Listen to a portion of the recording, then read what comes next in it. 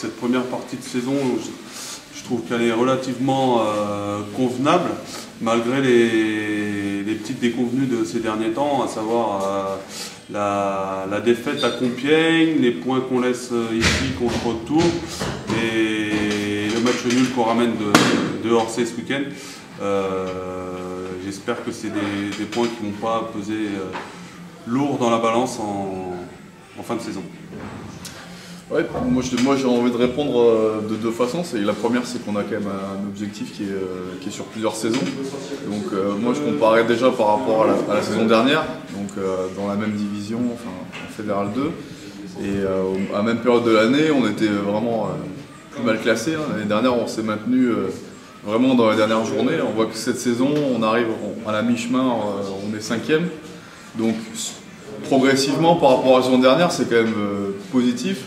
Après, pour rejoindre Julien, ouais, moi je suis d'accord, c'est vrai que si on fait le focus sur cette saison, c'est convenable par rapport aux objectifs qu'on s'est fixés sportivement, mais décevant parce que par peut-être certaines erreurs, certains détails sur certains matchs, on n'a pas su engranger le maximum de points et on aurait pu avoir un classement qui aurait pu être autre à ce moment-là, quoi.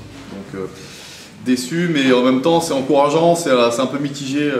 Il nous tarde un petit peu le retour de la trêve pour continuer, continuer cette saison, quoi.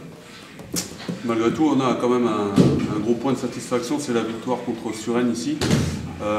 Suresnes qui est actuellement 2e, gros calibre de la poule. Et on a fait un gros match ce jour-là et c'est vrai qu'ils sont repartis d'ici sans prendre de points de bonus défensif. Et ça, vraiment, c'est une satisfaction qu'on peut avoir par rapport à cette première phase. Maintenant, on va attaquer la phase retour et on espère bien aller chercher des victoires à l'extérieur aussi. Parce que jusqu'à maintenant, on n'a pas réussi. L'ambiance, elle est géniale, quoi. Enfin, franchement, il y a vraiment ce qui est intéressant, c'est qu'il y a un amalgame qui se crée entre. Il y a pas mal de jeunes, beaucoup de jeunes qui manquent de juniors. Il y en a qui sont dans l'équipe Fagnon, comme le talonneur Adrien Augustin, par exemple. Donc ça, c'est chouette. Et puis c'est vrai que les cadres, ça donne un mélange assez sympa. Puis tout le monde, je pense, a envie de venir s'entraîner.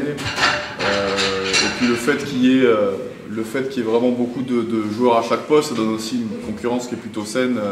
Il n'y a jamais pas d'accrochage aux entraînements ni en dehors. Donc tout est mis en œuvre pour l'équipe et c'est super, personnellement, je trouve. Ouais, je dirais aussi que les jeunes arrivent ici dans le groupe avec leur insouciance et quelque part c'est tout à fait bénéfique pour nous. Ça nous oblige aussi à se surpasser et c'est intéressant, quoi. On essaye d'envoyer beaucoup de jeux. Ils essayent d'envoyer beaucoup de jeux, parfois il faut les restreindre un peu, mais c'est tout à fait sympa de jouer dans ce style de jeu-là aussi. Ben, moi, c'est vrai qu'on était quand même sur ce bloc-là, même si c'est décevant, on a quand même sur une bonne dynamique sportive. On a quand même réussi à corriger pas mal de trucs par le travail et par l'envie. Donc il me tarde vraiment qu'on reprenne la saison en 2016, qu'on aille le plus loin possible dans ce classement. Moi j'aimerais aussi rajouter un petit mot pour Quentin Frison aussi, à qui on pense beaucoup. Et puis moi je pense toute l'équipe pense beaucoup à lui pour cette saison et puis pour l'année prochaine. Donc voilà, gros bisous à Quentin et puis voilà, on souhaite à tout le monde évidemment, tous les joueurs et puis tous les supporters du RCO de bonnes fêtes sportives, sans abus. Ouais, donc on souhaite à tout le monde de passer de très bonnes fêtes de fin d'année. On a hâte de vous retrouver et de vous proposer du beau rugby. Parce que je pense qu'on est capable de proposer du beau rugby et donc ça va commencer très tôt contre Clamart à l'extérieur et ensuite la réception de Nantes, donc, qui est premier de poule invaincu et on a vraiment hâte de s'étalonner par rapport à cette équipe aussi. Et donc voilà, donc, très bonne fin d'année à tout le monde. Bisous à Quentin, on a hâte de te retrouver parmi nous et à bientôt.